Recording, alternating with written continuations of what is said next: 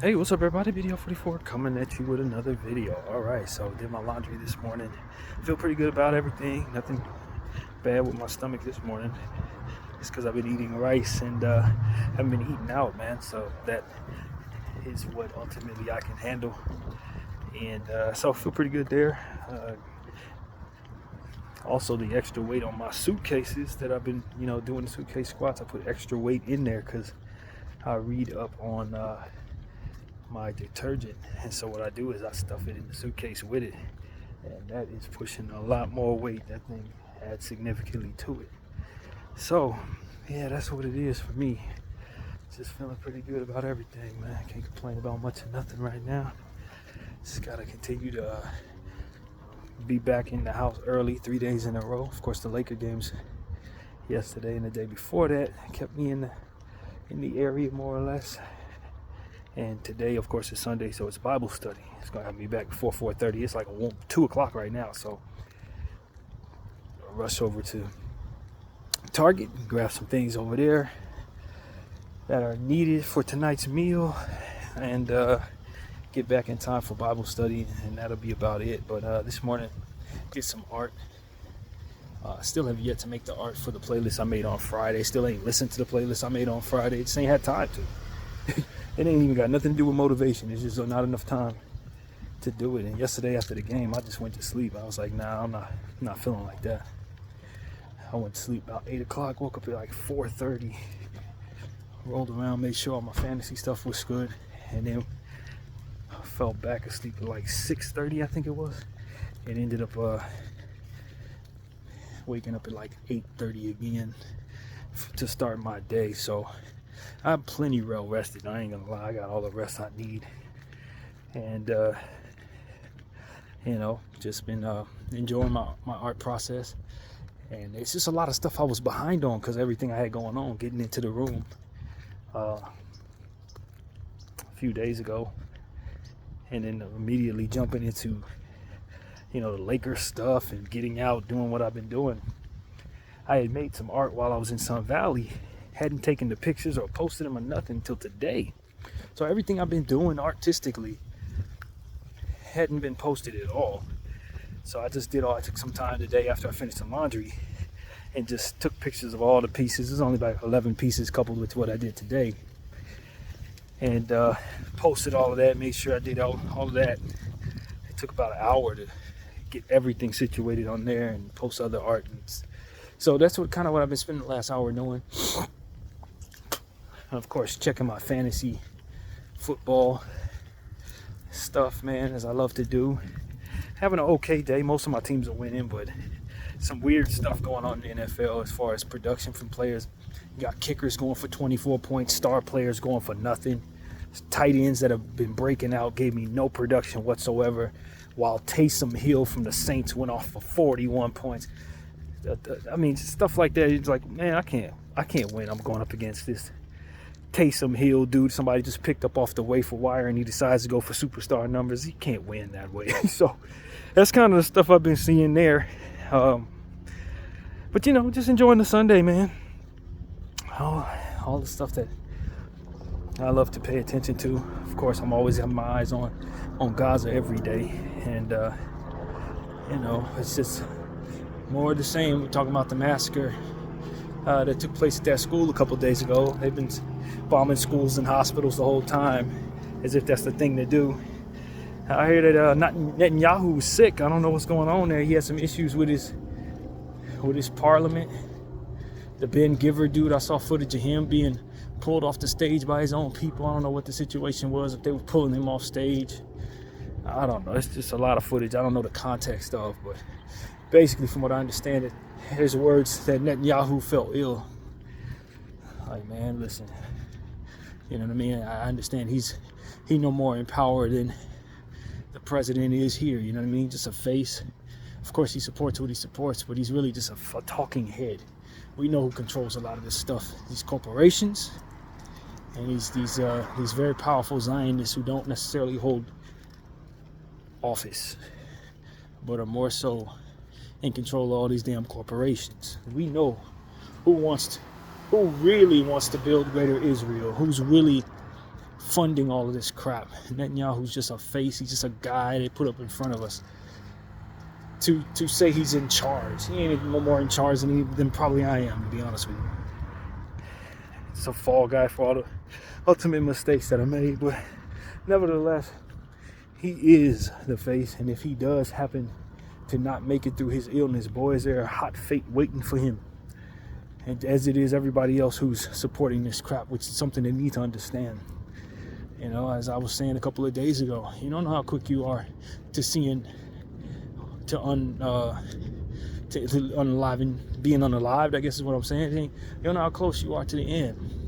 A lot of y'all moving in a way that acts as if you're gonna live forever, and you think death is a dark space with nothing attached to it.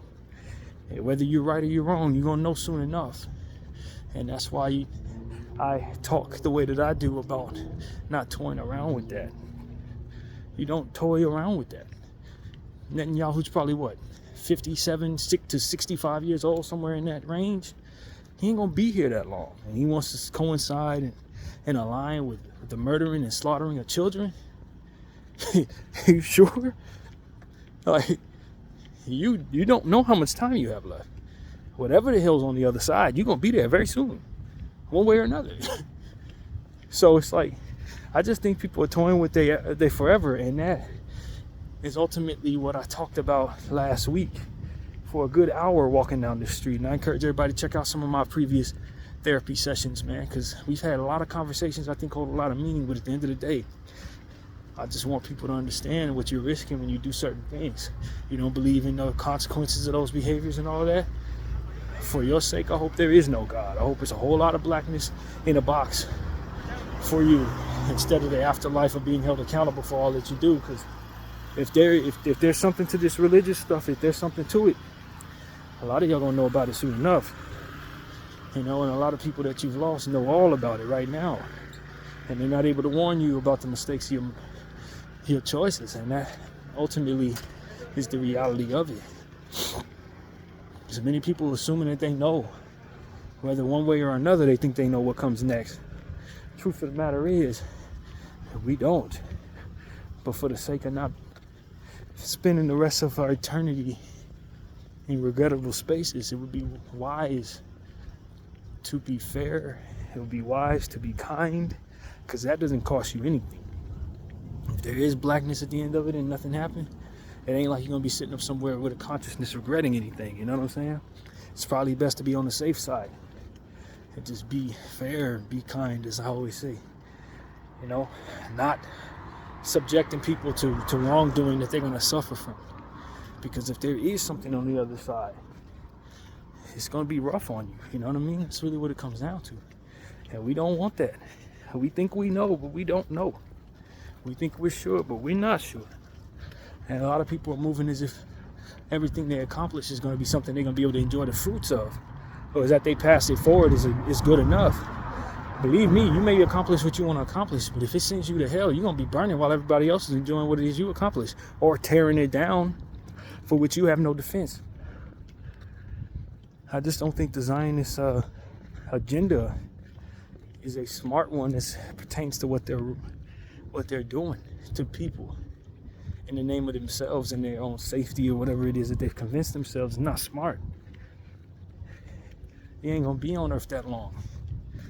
You passing forward suffering. It puts forth a risk to your soul. It puts forth a real risk. Hurting people, you think God's gonna be happy with that. You think he told you to do that. I don't know how you can think that when first of all, he didn't tell you to do that. And second of all, if you would have spoken to him, you would know that. But that you didn't speak to him, and are listening to other people say that they've spoken to him, or reading a book that's telling you to do something that you shouldn't do so that he'll be pleased with you. Put it like this, I hope most of these, if not all of these Zionists, are aware of who they're actually serving. That's all I'm saying. Don't be confused. You're not serving a God that created all of us. You're serving his enemy. I can't stress that enough. Assuming there's no blackness and no endless void, which means there's no consequences to your actions. If there is consequences to your actions, he did not create all of these people so that a very chosen few can destroy all the rest of them. That doesn't make a whole lot of sense at all. And that many of people have created a religion over the course of thousands of years that allow them to align with that truth, and that many societies around the world have somehow bought into that lie, is really indicative of just how much the enemy has a hold on this earth, which many religions tells us that it does. Religion will tell you that a good majority of the earth is evil and that God is going to have to come back here and do all types of different stuff in so many different ways. So many different religions say the same thing, that the purity of the earth is going to come from the return of God in some form. And so that aligns with how and why people are so wrapped up in cultures that otherwise bring about suffering for themselves and others. It explains why so many people are walking this earth believing that this within their duty to destroy innocent people and call them terrorists when they haven't done anything to them. You know, people who just want to hold on to the land that they were born in. People want to hold on to what it is they have. And going around terrorizing them and treating them poorly, being immeasurably cruel to them and justifying it by way of the laws that you control. Like, that speaks to the evil that the many religions tell us controls the earth. You are the evil they talk about, Zionists. That's what we've come to understand. Most religious people have come to understand that. As we pay attention to what you're doing, if we're not cloaked in the evil that you are, we're being revealed to that truth to all of us. It's being revealed. So I just want to tell people, man, stop toying with your forever with these demonic religions that coerce you into thinking that because you're better than everybody else in your religious space, that it's okay to terrorize people and lie about people and try to coerce the world around you into believing that lie with you. That is a lie. All of those things are things that should not be done. All of those things are things that make the world a lot harder for everybody else. And that you were put on this earth to make the world harder for everybody else should speak to who actually you serve. That you would give the world so much death and destruction and lying and misdirection with your actions and your intentions and what it says in your book. It speaks to everything that everyone has ever taught each other in regards to other religions that actually serve a living God that's supposed to bring about a love and a peace and a creativity to the world. You are who we were warned about, Zionists. That's the point I'm trying to make here. That without your intentions upon the world to bring about lying and suffering and cruelty and justification for cruelty and lying and suffering, that we wouldn't have as evil of a world as we do. And so that you continue to engage in that just brings about the biblical wrath that ultimately we've been warned about while you're reading in your books how best to create that antagonist that the world ultimately must overcome. That's the truth about who you are. And without you, the world is not as evil as it ultimately will be. Come Judgment Day for all of us. Come the return of God, or however it goes. You are the evil he ultimately has to return to overcome. And that you are none the wiser about that or think the opposite just further reinforces that you are able to do what it is that you're doing. Because if you saw the light, you wouldn't be the darkness that you are. If you could tell the truth about your actions, and you would be able to think your way around it.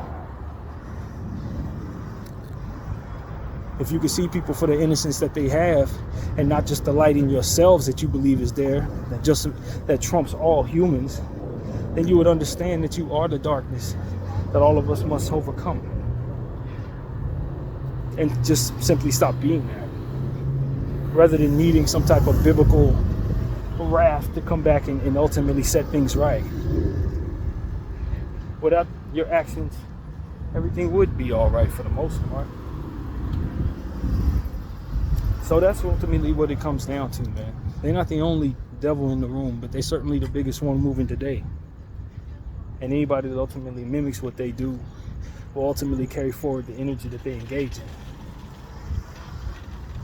And that they feel so triumphant in that manifestation of that type of reputation speaks to the darkness that they engage in, and that they believe in being so bad for anybody who engages in it, because you will be that much in the dark.